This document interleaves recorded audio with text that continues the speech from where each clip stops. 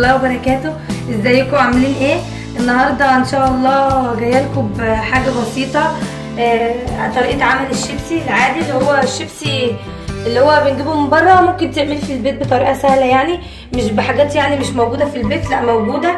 وانا بقالي كتير بقى ما جيتش ولا صورت معاكم عشان انا كنت تعبانه، وكنت واخده اسبوع كده تعب جامد، يعني كنت عندي صداع وكنت تعبانه ورحت للدكتور وقال لي ده انت لازم تعملي لي اشعه على المخ وكده، وتعبت ونفسيتي تعبت وكنت بعيط ليل ونهار، وقعدت كتير قوي يعني ما بقدمش ولا عايزه اقدم اي حاجه خالص. لسه يعني شد حيلي كده بقالي يومين كنت وعملت الاشعه والحمد لله طلعت سليمه، بس انا اللي تعبت مش تعبت في جسمي، لا انا كنت تعبانه يعني موهومه باللي حصل والكلام اللي الدكتور قاله لي، بس الحمد لله هو طلع سليم. ومش هكتر بقى معاكم، هنبتدي على طول. المكونات: هتجيبي بطاطس كيلو او كيلو ونص او حسب ما انت هتعملي، وخل وملح وبصل بودر وكاري وبابريكا وكركم لازما عشان يبقى لونه اصفر وهو بيتقلي كده، وطبعا الزيت اللي هتقلي فيه. اول حاجه هنقطعه، لازما يتقطع طالما هتعملي شيبسي، يعني لازما يتقطع ايه رفيع خالص عشان يعني تبقى رقيقه وتبقى مقرمشه. انا كان عندي دي ليها العلبه بتاعتها كنت جايباها على بعضيها بس اتكسرت، فانا بستعمل دي بعمل بيها الشيبسي عادي مش هيجرى حاجه. هي العلبه بتاعتها اتكسرت.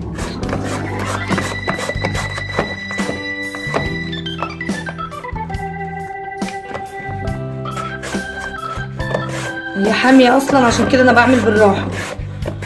كنت خلاص اصلا مش هقدم فيديوهات تاني من ساعه ما تعبت كده التعب اللي جالي ده، بس بقى قلت لا هقدم ومش هستسلم يعني اللي انا كنت فيه. انا كنت اعصابي منهاره خالص وما صدقت يعني ان انا طلعت من اللي انا فيه، والحمد لله ان الاشعه بتاعتي ما كانش فيها حاجه،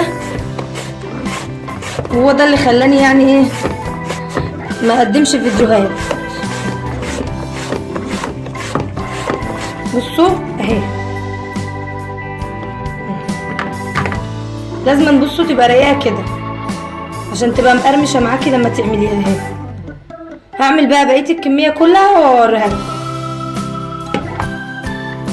كده خلاص انا قطعتها كلها بالبتاعه بتاعت الشيبسي. لو ما عندكيش البتاعه دي ممكن تقطعيها بالسكينه اللي هي العاديه وترفعي خالص، بس مش هتطلع زي دي، يعني مش هتطلع رفيعه زي دي. هي كده خلاص خلصت، انا قطعت الكميه كلها. لو اتفضل معاكي اخر حته يعني وخايفه تعمليها عشان البتاعه اصلا حاميه بتعور، ممكن تركنيها وتعمليها مثلا صوابع، مثلا تخليها على جنب وتعمليها صوابع. هي كده خلاص خلصت. هغسلها بقى واصفيها في المصفى.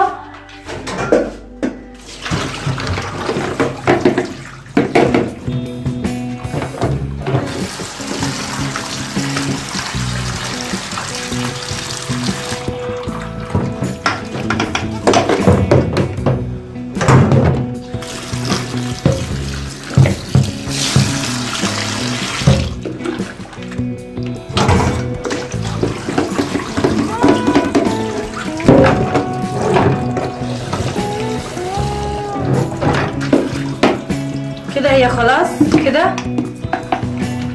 احطها بقى هنا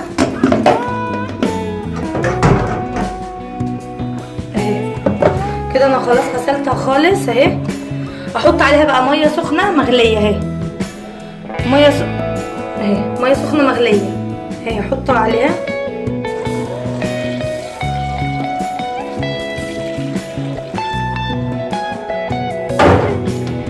وهنحط بقى الملح والكاري والبابريكا والكركم ده عشان يديها ايه شويه صفار شويه، والبصل بودر عشان تبقى طعمها زي الايه اللي بتجيبها من بره كده. مش لازم بقى تحطي يعني النكهات ولا حاجه، براحتك، لو عايزه تحطيها حطيها. ومعلقتين خل كبار، الخل اللي هو الابيض العادي ده، بس معلقتين. هتتقلب بقى الميه. بصوا مولع، لازم تكون مغليه. هسيب شويه وبعد كده هاجي اقليها.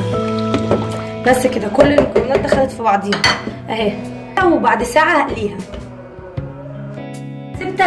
سبتها ساعه اهي في الميه السخنه عشان تاخد طعم التوابل ويعني تاخد طعم التوابل اللي انا حطيتها فيها كلها.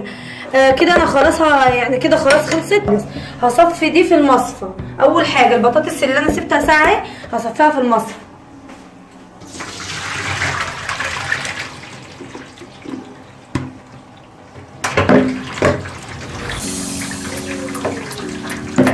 اغسلها بقى غسله كويسه برضو.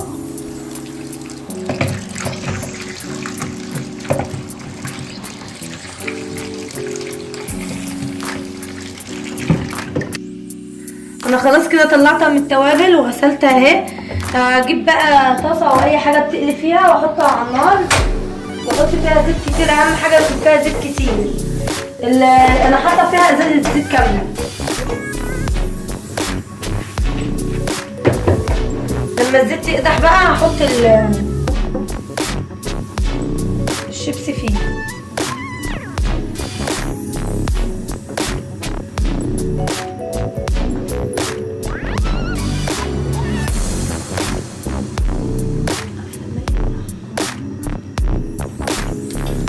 كده خلاص اهو قدح اهو الزيت خالص.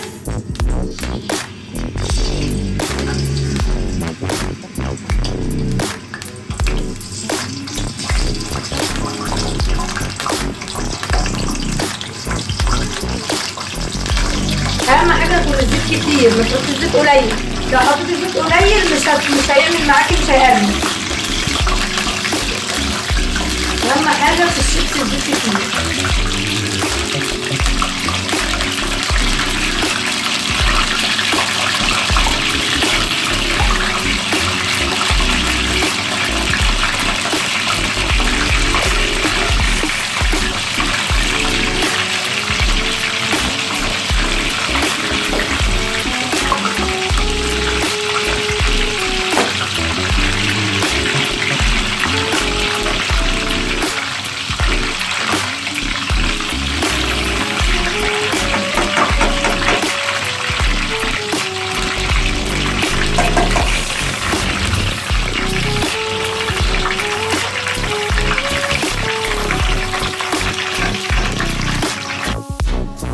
هو كده خلاص اتحمر اهو.